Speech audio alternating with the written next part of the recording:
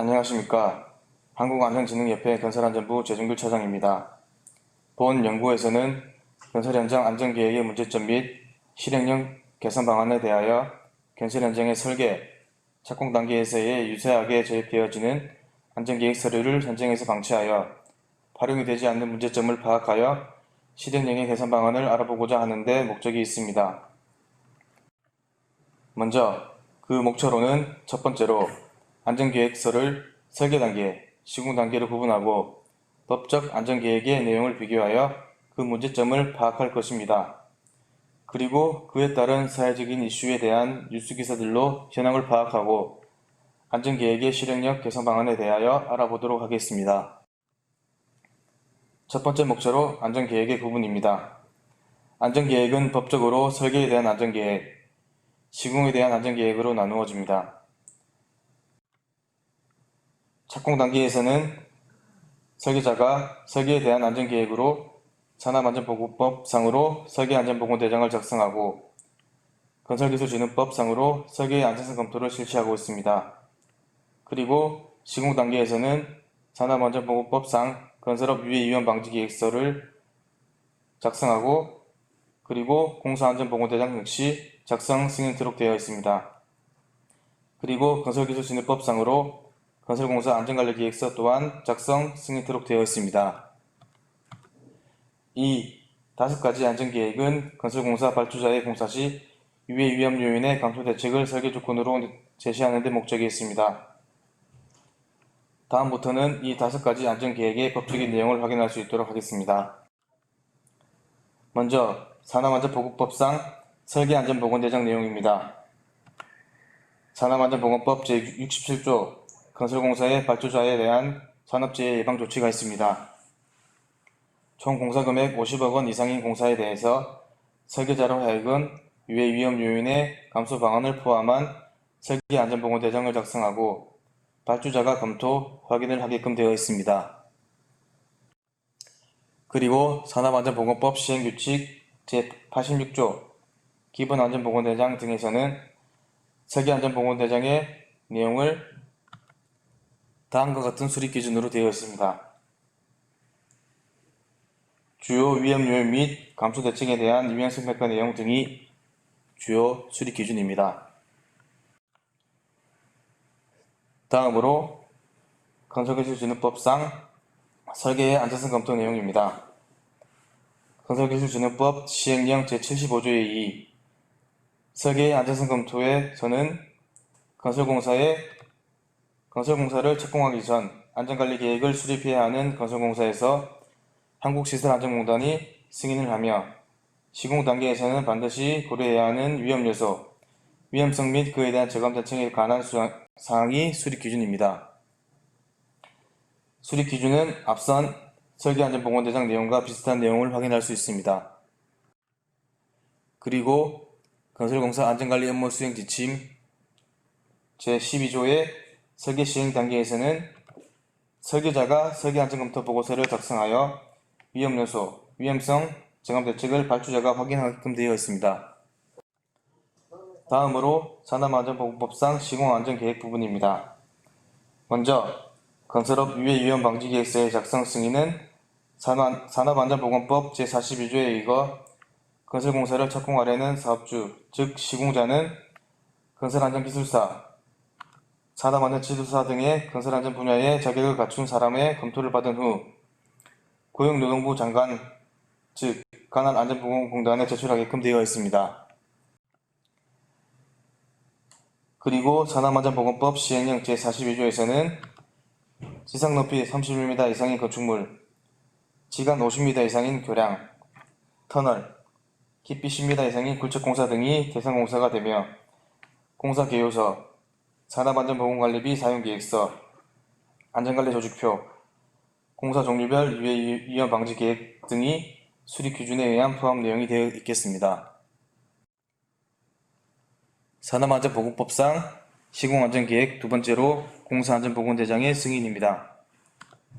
수급인, 즉 시공자는 설계안전보건대장의 작성 대상과 마찬가지로 총 공사금액이 50억 원 이상인 공사에 대하여 발주자에게로부터 설계안전보고대장을 받아 이를 반영한 공사안전보고대장을 작성하여 발주자에게 검토 승인을 받도록 되어 있습니다. 그리고 산업안전보건법 시행규칙 제86조 기본안전보건대장 등에서는 위험평가가 반영된 공사 중 안전보건조치 이행계획, 이외 위험 방지 계획서 및 산업안전보건 관리비 확인 등에 대하여 수립이 필요하다고 되어 있습니다. 시공안전계획의 마지막으로 건설기술진흥법상 안전관리계획서 내용입니다. 건설기술진흥법 제62조 건설공사의 안전관리에서는 시공자가 작성하여 발주자, 인허가기관의 장에게 승인을 받으며 앞선 유해위험 방지계획서와 비슷한 대상공사가 있습니다. 1종, 2종 건축물, 터널, 교량, 10m 이상 골착은 유해위험 방지계획서의 대상과 유사한 내용으로 볼 수 있습니다. 그리고 건설기술진흥법 시행령 99조 안전관리계획의 수립기준은 공사의 기호적인 부분과 공중변 안전관리계획을 수립기준으로 볼 수 있습니다. 그리고 확인자는 시설물 안전법상 안전전문기관 그리고 한국시설안전공단이 됩니다. 지금까지의 법을 살펴보면 대상공사, 수립기준 등이 유사하며 검토와 확인하는 부분이 불명확한 부분이라는 걸 알 수 있습니다. 다음 두 번째 목차에서는 표로 구분하여 그 문제점을 다시 한 번 더 알아볼 수 있도록 하겠습니다. 법적 안전계획의 내용 비교 및 문제점입니다. 앞선 두 번째 목차에서의 법적 사항은 내용을 간략하게 표로 정리해 보았습니다. 본 연구의 설계안전계획에 확인된 문제점은 설계안전보고대장은 검토와 확인을 모두 발주자가 확인하며 설계안전성 검토는 전문기관과 발주자가 심사와 확인을 시행한다는 부분입니다. 그리고 수립기준 역시 앞에서 보여드렸다시피 설계의 주요 위험 요인에 대한 저감 대책을 수립하도록 되어 있습니다. 다음으로 시공안전계획 내용입니다. 이 역시 간략하게 표로 정리해 보았는데 그 문제점은 검토자와 심사자, 승인자의 불명확한 점과 수립기준에서 공사기호, 공사의 진행에 따른 안전관리계획의 내용은 중복으로 볼 수가 있습니다. 그리고 대상공사에서는 건설업 유해위험 방지계획서의 연면적, 교량, 터널과 안전관리계획서에서의 일종 유증시설물은 교량, 터널로 유사하며 공사안전보고대장에서의 대상공사인 총공사금액 50억원 이상인 공사에 해당이 될 것입니다. 그리고 깊이 10m 이상인 골착공사에서는 이 역시 세 가지 시공안전계획이 모두 해당된다고 볼 수 있습니다. 다음으로 이에 대한 내용들을 작성하지 않았을 경우 과태료 기준입니다. 이 부분은 산업안전보건법 그리고 건설기술진흥법으로 나누어서 말씀드리겠습니다. 먼저 산업안전보건법 시행령 별표 35에서는 설계, 시공안전보건대장 및 유해위험 방지계획서는 위반 시 10만원의 과태료가 있으며 설계 안전성 검토는 1천만원 이하의 과태료, 안전관리계획서는 2천만원 이하의 과태료가 있다고 확인이 되었습니다. 그리고 그에 따른 문제점은 다음과 같습니다. 안전계획의 목적은 건설 과정에서 공사 목적물, 주변 근로자의 안전보건을 확보하여 사전 위험 요인 발굴을 통하여 설계, 시공 단계에서 안전조치를 반영하는 데 그 목적이 있습니다. 그에 따라 본 연구에서 확인된 문제점은 안전계획의 수립 과정에서 유사한 내용과 기준, 그리고 서식이 불일치한 게 많아 설계자, 시공자의 업무가 가중이 되며 심사가 중복으로 받아야 되는 경우가 많다는 점입니다. 그리고 안전계획을 수립하고 확인의 단계에서는 그 수립 기준은 유사한 데에 비해 검토자, 심사자, 승인자의 자격과 대상, 시기가 불명확하여 시공 단계에서 확인이 제대로 되지 않고 있다는 점이 그 문제점입니다. 다음은 그런 문제점에 대한 이슈나 뉴스에 대한 내용입니다. 첫 번째로 2016년 포스코 건설이 시공하는 남양주 지하철 공사 사고에 대한 내용입니다. 서류 업무에 치여 현장 점검을 못한다는 내용과 관계 기간이 많아 서류가 많다는 내용입니다. 다음 역시 2017년도에 나온 뉴스입니다. 이 역시 건설 현장에서는 서류 업무를 하는 데 있어 많은 시간을 할애한다는 점과 시청, 노동부, 국토부, 국민안전처 등 다양한 관계기관들이 점검을 오게 되어 서류가 많다는 내용입니다. 다음도 2019년 내용으로 매일 서류 업무에 치여 현장에 나갈 시간도 없어 실제 안전관리자가 해야 할 일은 못하고 있다는 비판의 기사입니다. 이번 내용은 최근에 2020년도 이천 물류창고 화재 내용입니다. 대형 사고가 난 현장에서도 역시 현장의 안전보건을 위하여 집중해야 하는 시간을 서류와 보고서 작업에 매달려 있어 확인할 시간이 없다는 내용입니다. 이슈와 뉴스의 마지막으로 착공으로부터 준공까지 페이퍼워크에 시험을 하고 있으며 착공 서류가 많아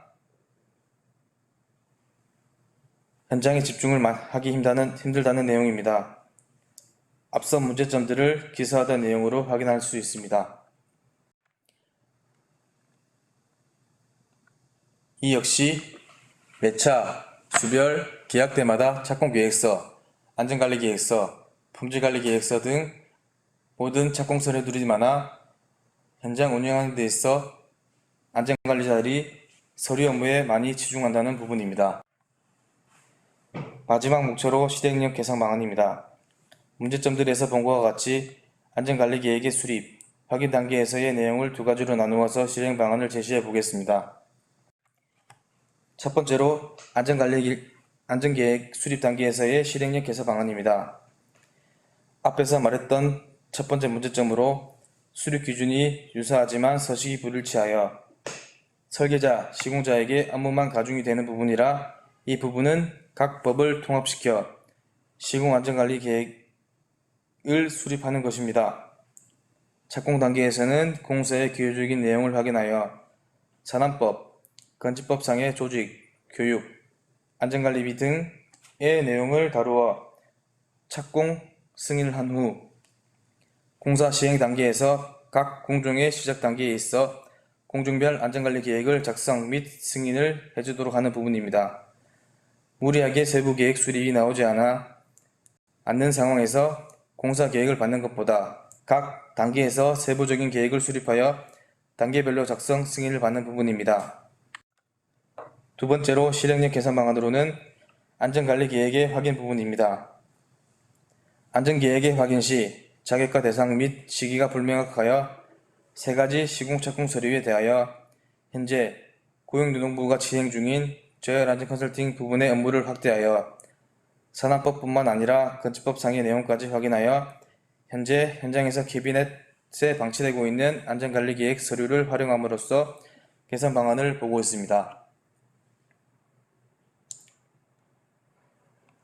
마지막으로 시공 단계에서 세 가지 계획의 통합을 통하여 불필요한 현장 안전관계자의 안전계획 서류를 줄이고 그 계획서를 최대한 활용할 수 있도록 저열안전 컨설팅과 같은 점검을 도입하여 시공 전 계획 단계에서 공사 목적물, 근로자의 안전보건 확보를 하여 재발생을 줄일 수 있도록 해당 연구가 도움이 되었으면 합니다.